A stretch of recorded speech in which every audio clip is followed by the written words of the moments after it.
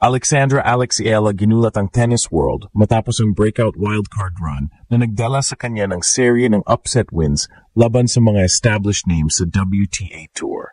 Ang 20-year-old Pine ay pumasok bilang isang wildcard sa Miami Open at nagpatalsik ng ilang top players bago makarating hanggang semifinal. Isang milestone na agad nag-angat ng kanyang pangalan sa global tennis.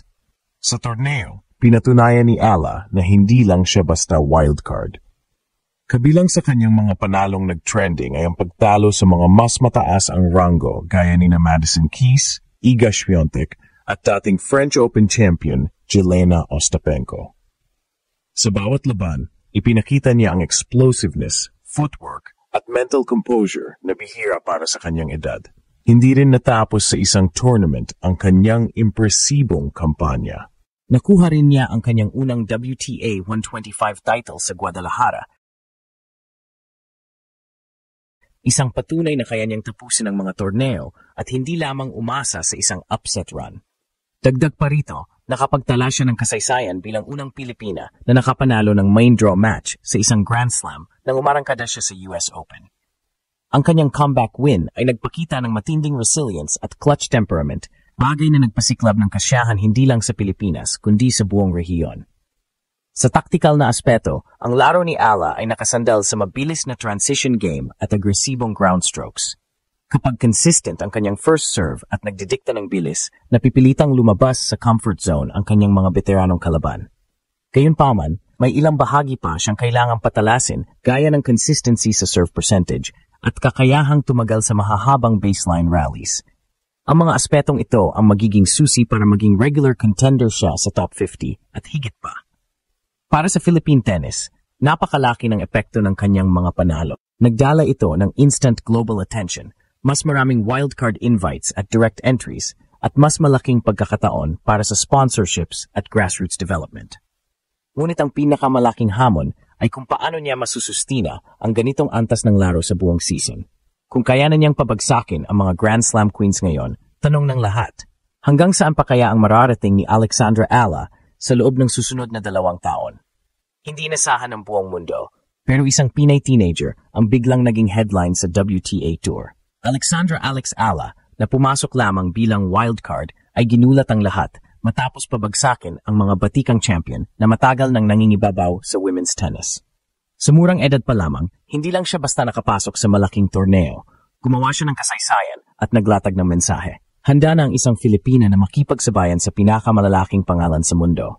Sa Miami Open, dumating si Alex bilang underdog. Sa papel, para bang simpleng wildcard entry lang siya, isang bata na bibigyan ng pagkakataong makatikim ng laban-laban sa mga mas matatanda at mas mataas ang rango. Pero sa court, ibang kwento ang nangyari. Isa-isa niyang pinabagsak ang mga pangalan na dati ay pinapanood lang ng mga fans sa TV. Tinalo niya ang top-seeded na si Madison Keys, nagparamdam sa reigning queen na si Iga Swiatek, at nakipagsabayan sa dating French Open champion na si Jelena Ostapenko.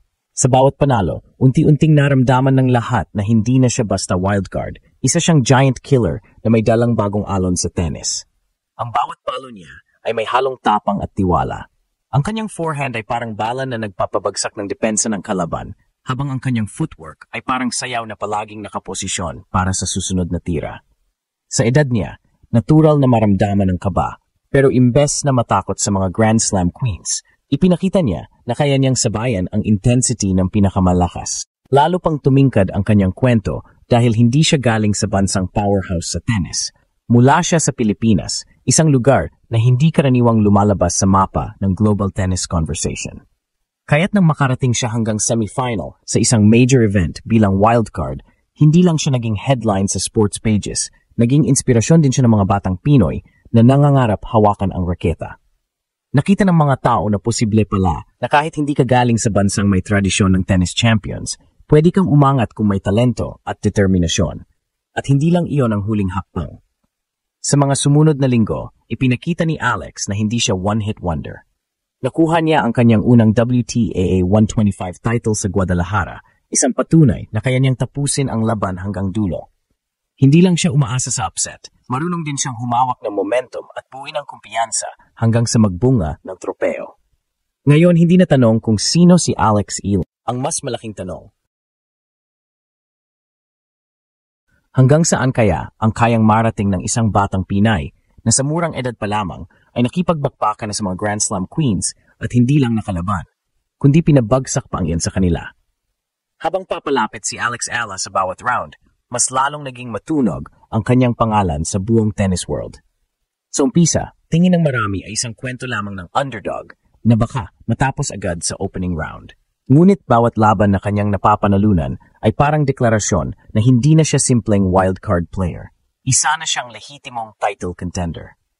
Ang kanyang estilo ng laro ay pinagsamang disiplina mula sa kanyang training sa Spain, bilis ng paa na akma sa modernong baseline battles, at tapang na likas sa dugong Pinoy. Ang pinaka-nakakagulat ay kung paano niya tinalo ang mga batikang dating Grand Slam participants na may mas maraming karanasan, mas matinding exposure at mas mataas na ranking. Hindi siya natinag sa crowd pressure at pagkus, mas lalo pa siyang nagningning sa spotlight. Para bang bawat rally, bawat punto, ay isang laban para sa bansa at para ipakita na handa na siyang sumabak sa mas malalaking entablado tulad ng WTA Tour at Grand Slams. Kung magtutuloy-tuloy ang ganitong klase ng performance, hindi malabo na makita si Alex Ala hindi lang bilang kinabukasan ng Philippine tennis, kundi bilang kasalukuyang banta sa mga higanteng manlalaro ng mundo. Mula sa pagiging wildcard, maaring siya ang maging inspirasyon at simbolo na walang imposible kung may puso at determinasyon. Sa kanyang bawat tagumpay, muling nabubudda na ba ang buong mundo sa isang Filipina champion sa pinakamalaking torneo? Ang tinatawag na wildcard run ni Alex Ala ay nagiging isa sa pinakamalalaking highlight ng kanyang young career. Hindi lang ito tungkol sa pagkapanalo laban sa mga mas kilalang pangalan sa tennis, kundi sa paraan kung paano niya ipinakita ang maturity, composure at champion mindset na bihira para sa isang 19 anyos. Ang bawat tagumpay niya ay patunay na ang kanyang laro ay hindi na limitado sa junior level o regional tournaments. Handa na siyang makipagsabayan sa pinakamataas na antas. Ang kanyang pagangat mula wildcard hanggang contender ay nagsisilbing inspirasyon sa mga kabataan at sa lahat ng naniniwala sa laban ng underdog. Sa tuwing pinapabagsak niya ang isang Grand Slam veteran, hindi lang ranking points ang kanyang nakukuha, kundi respeto mula sa buong tennis world. Para sa Pilipinas, malaking bagay ito dahil unti-unting nagiging realidad ang pangarap na makita ang ating watawat sa pinakamalaking entablado ng tennis. Kung magtutuloy-tuloy si Alex sa ganitong landas, posibleng masaksihan natin ang kasaysayan. Isang Filipina na hindi lang nakikilahok, kundi tunay na nagiging kampiyon sa international stage. Mula sa wildcard entry, ngayon ay unti-unti na siyang nagiging tunay na wildcard na ikinakatakot ng buong mundo.